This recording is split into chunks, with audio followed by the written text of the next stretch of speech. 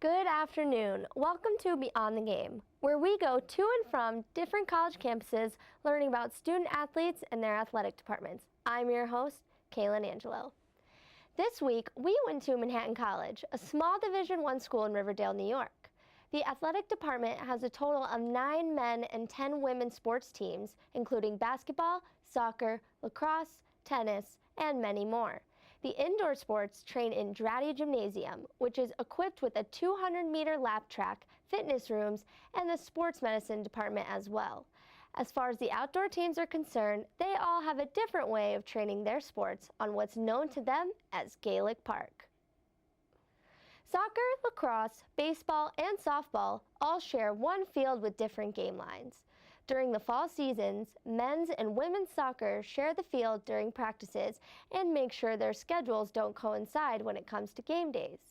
In the spring, softball and lacrosse play on different sides of the field sometimes when it comes to practices and even games.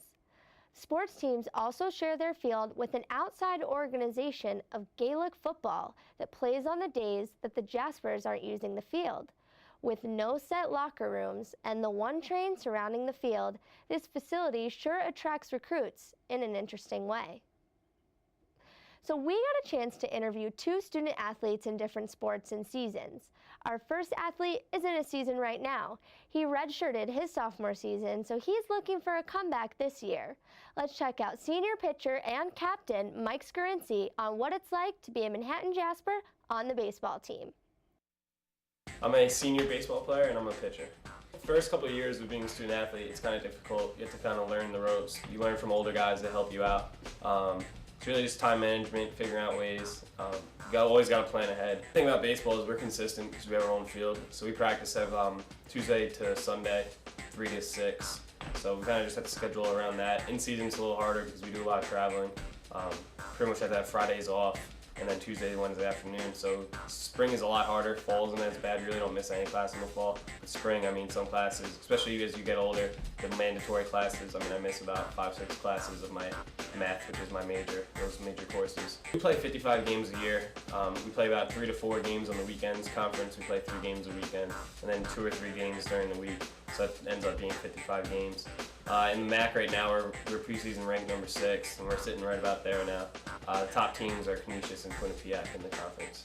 Well, right now we're hitting is struggling a little bit, but we have some veteran guys that's starting to turn it around. Our pitching has been pretty good so far, but starters still need to give a little more. We have a really deep bullpen. We got guys like Matt Simonetti, Sean Canwisher, Casey Myers, and Joe Jakes coming out of there, and they're coming in, throwing strikes, and getting the job done. So we got to go to rely more on our bullpen, and I think that would really help us out. And the fielding has been pretty well, but that can be cleaned up. So overall as a team, we're right there, just getting the right things going at the same time and playing together as one team. Baseball sure has a lot on their plate for this season. Our next student athlete is just getting ready for her final season in the fall. Here's the junior captain, Kristen Skonechny, from the women's soccer team. I'm from LaGrangeville, New York. I play soccer and I'm a goalkeeper. Obviously it's really hard between times for practices, games, all my schoolwork, and for being a bio major we have a lot of labs, so not only do you have a class, but there's usually a lab that goes along with it that can be 3 to 4 hours, so those take up a huge chunk of time. Usually what I try to do is I know when I'm traveling, so if I know I have work due when we get back from that trip, I'll try to get it done before we go, or usually we take coach buses and we all have our own seats, so I'll sit there and try to get as much work done as I can. Or even if we have a later game in the afternoon, maybe I'll get up early to do a little bit of work, but I always give myself a few hours just to mentally prepare for the game. I think the hardest part really is just finding the time to get everything done. It's all doable, just trying to find time to fit everything in is definitely the hardest part, but that's what we've signed up for as student athletes, so it's our job to get both soccer and academics done. Usually it's just a lot of just being around your teammates, like being able to talk to them. We get each other through a lot. I know immediately if we have a bad game, we try not to dwell on it and try all right, now it's time to get the next game. So we try not to live in the past, we're more future and present oriented, and you really just gotta take it one game at a time because you can't dwell on a game that you just lost because the next one's even more important now. Now for our final segment, we are joined by a student athlete who has played an unbelievable basketball career at Manhattan College. He's a two-time MAC champion, member of the 1,000 Point Club, and graduating senior, Emmy Andujar. Emmy, thank you for being with us today. Problem. So let's talk about your basketball season. What was it like, winning back-to-back championships?